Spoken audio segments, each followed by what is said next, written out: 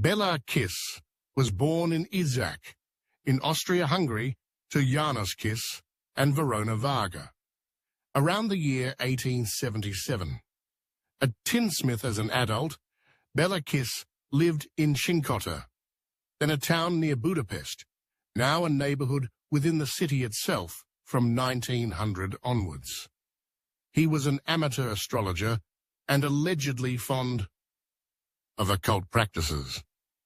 Kiss was married twice and had 2 children, Aranka and Ilonka. In 1912, Kiss hired a housekeeper, Mrs. Jakubek, after his wife had reportedly left him for her lover. Jakubek noticed that Kiss corresponded with a number of women, typically through advertisements he would place in newspapers offering his services as either a matrimonial agent or a fortune teller, and sometimes brought the women to his home. Kiss was never on intimate terms with his neighbors, even though he was well liked in his community. Residents also noticed that Kiss had collected a number of metal drums. When the town police questioned him about the drums, he told them that he filled them with gasoline in order to prepare for rationing. When World War I began in 1914, he was drafted into the army and left his house in Mrs. Jakubek's care. When Béla's landlord poked a hole in his barrels, he was overwhelmed by the smell of death. According to an article published in Népszava on May 10, 1916, referring to a police inspector's report, Marton Krasinski, the owner of a house rented by Kiss, wanted to renovate the building, so he went to Szinkota, where Kiss's neighbor, an old acquaintance of Krasinski, Béla Takács, told him that Kiss had gone to war in 1914. In search of material for redecoration, the 2 men went to the chamber next to Kiss's workshop, where Takács said there had been a large quantity of reeds. In the chamber, they found 7 tin drums, stacked 1 meter long and 50 centimeters wide. The airtight top of the top barrel, sealed with lead, had been loosened with an axe, and when it was pried open, a terrible stench emanated from it. After the tin barrel top was removed, a bag was found and pulled out of the cylinder. A woman's body was found sewn into the bag. Another barrel was also punctured, from which a corpse smell emanated and a lock of blonde hair fell out. Krasinski and Takács then informed the authorities. Police officers found a female body in each of the 7 barrels. A search of Kiss's house resulted in a total of 24 bodies. The military were informed that they should arrest Kiss immediately if he was still alive. There was also a possibility that he was a prisoner of war. His name, unfortunately, was very common. Mrs. Jakubek was also arrested, and the postal service was asked to hold any possible letters to Kiss, in case he had an accomplice who could warn him. Police initially suspected that Jakubek might have had something to do with the murders, especially since Kiss had left her money in his will.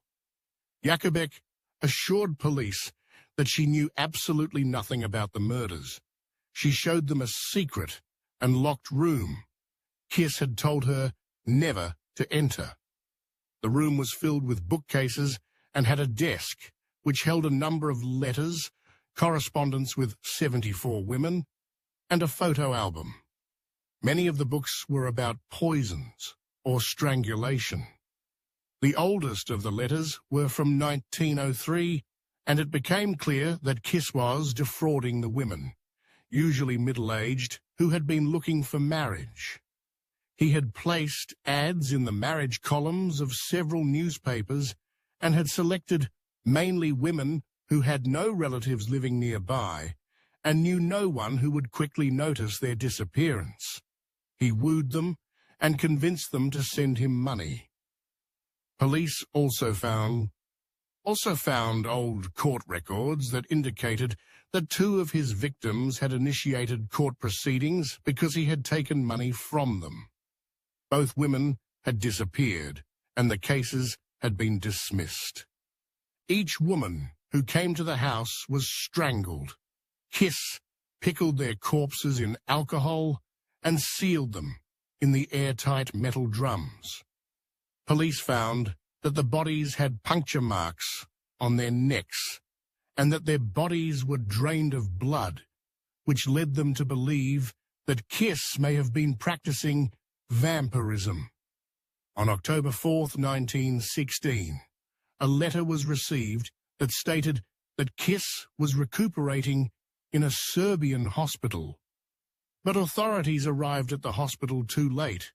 Kiss had fled and left the corpse of another soldier in his bed. All Hungarian police were alerted, but all the alleged sightings police investigated were false. On several later occasions, speculation arose that Kiss had perhaps faked his death by exchanging identities with a dead soldier during the war. He was reportedly sighted numerous times in the following years. Various rumors circulated as to his actual fate, including that he had been imprisoned for burglary in Romania or he had died of yellow fever in Turkey.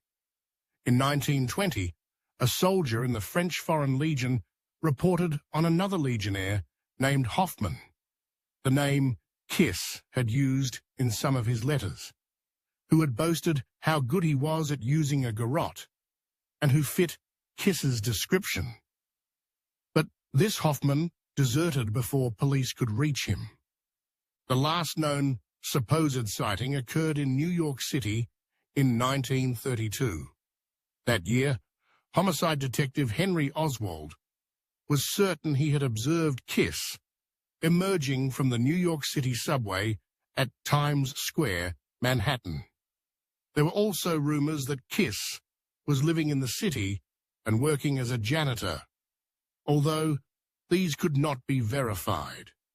When the police went to interview the janitor, he had already left.